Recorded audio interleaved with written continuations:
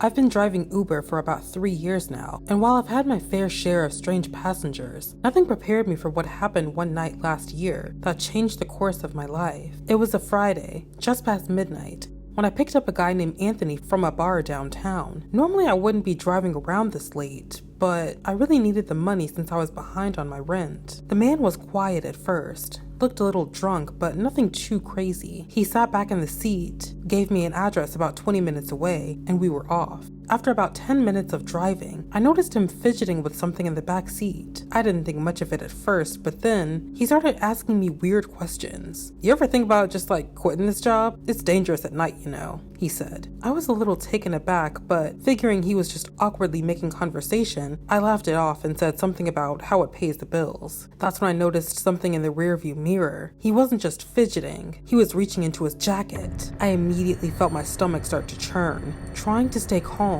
I said, "Everything okay back there?"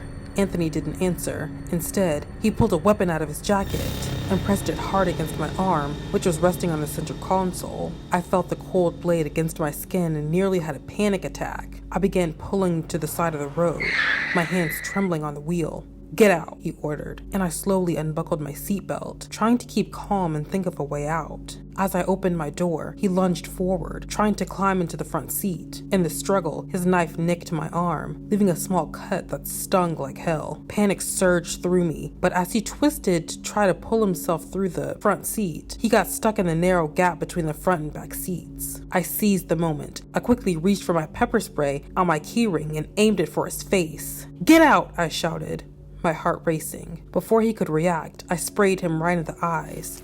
He howled in pain, momentarily blinded and disoriented. I mushed his face and began hitting him as hard as I could with all my strength and sprayed him again, cussing and threatening him until he finally staggered out of the car, screaming in pain. As soon as he was out, I floored the gas pedal, not looking back as I sped away, my heart pounding. After a few minutes, I pulled into a well-lit gas station and called 911. My hands were shaking as I told everything to the dispatcher. The police arrived quickly, and after I explained what happened, they assured me they would search for him. Later, I found out they caught him just a few blocks away, still reeling from the pepper spray. I couldn't believe it. I came within inches of a much worse fate, but in the end, I was just grateful to be alive.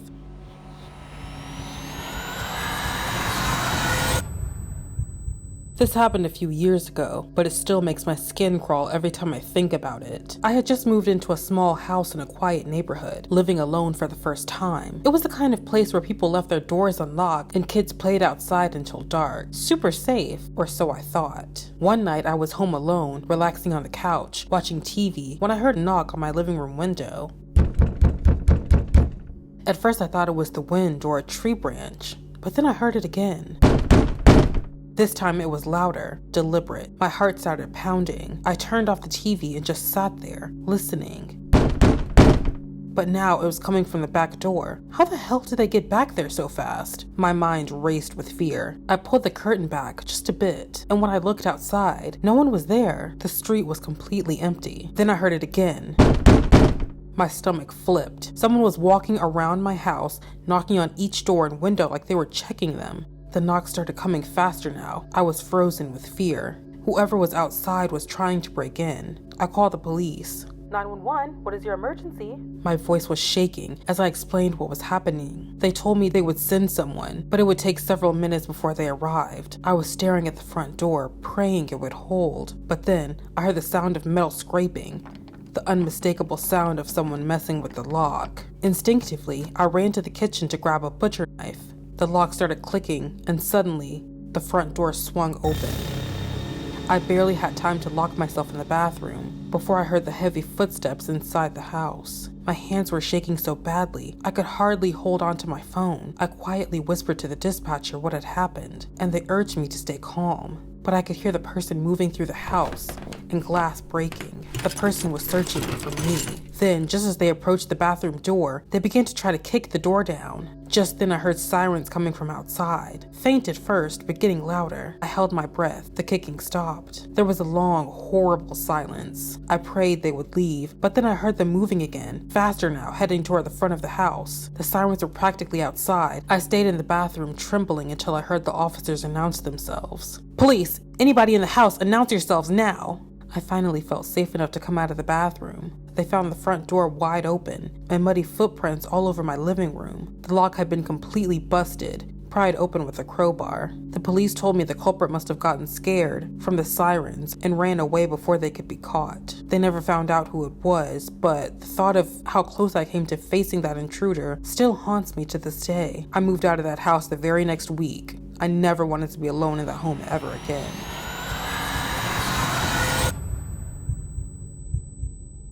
Working as a loss prevention officer during the overnight shift at a large grocery store chain is usually a pretty uneventful gig. Lots of sitting, watching monitors, and catching the occasional shoplifter. But there was one night, about 4 to 5 years ago, that changed everything for me. It started out as an ordinary shift. I was in the security room, cycling through the camera feeds. The store was mostly empty, except for a few employees restocking shelves and maybe 2 customers wandering around. It was just after 1 a.m. when I first noticed something strange. One of the cameras showed movement in the back corner, just a flicker, like someone was darting between the aisles. I zoomed in, but no one was there. I figured it was probably just one of the night crew. I shrugged it off and kept watching the monitors. About an hour later, I saw the same flicker of movement, this time in the home goods section of the store. But it wasn't an ordinary shopper. There was something off about the way this person moved. Too fast, too deliberate. I zoomed in again, and for a second, I caught a glimpse of him. A man, scruffy and disheveled, wearing clothes that looked like they hadn't been washed in weeks. His face was pale and his eyes darted around like he was paranoid. He slipped out of frame again. I radioed Tony, one of the stalkers, to check it out. He headed towards the electronics section, but when he got there, the aisle was empty. "Nobody here, man," Tony said. "You sure you're not seeing things?" I was sure. This wasn't just some late night shopper. Something was off. I rewound the footage, following the guy's movements as best as I could. That's when I realized he wasn't just wandering the store aimlessly. He was moving through sections that didn't have cameras, cutting between aisles, using blind spots like he knew exactly where to go. Then it hit me. This guy wasn't just sneaking around. He had been living in the store. I zoomed in on the loading dock area and spotted a makeshift bed hidden behind some pallets. It was filthy, covered in stolen blankets and pillows, with empty food wrappers and water bottles scattered around. There was also a backpack stuffed with store items. I radioed Tony and another store employee named Sarah about my discovery. We needed to get him out before things escalated. As we approached the loading dock, the man was nowhere to be found. As we headed back into the store, we heard a loud crash from the jewelry section.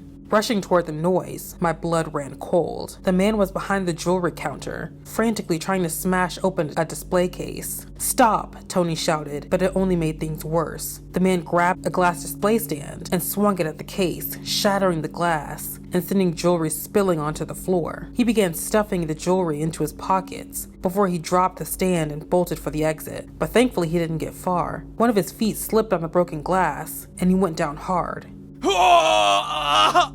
We cornered him before he could scramble back up, and he thrashed around wildly, screaming. Sarah called the police, but it felt like forever before they arrived. Once the officers dragged the man away, I learned he had been living in the store for at least 2 weeks. He snuck into the blind spots, slept in the back, and stole food to survive, all while avoiding detection. He had been right there, watching us every night, waiting for the right moment to strike. I never forgot that night. You never know who or what might be just lurking in the shadows.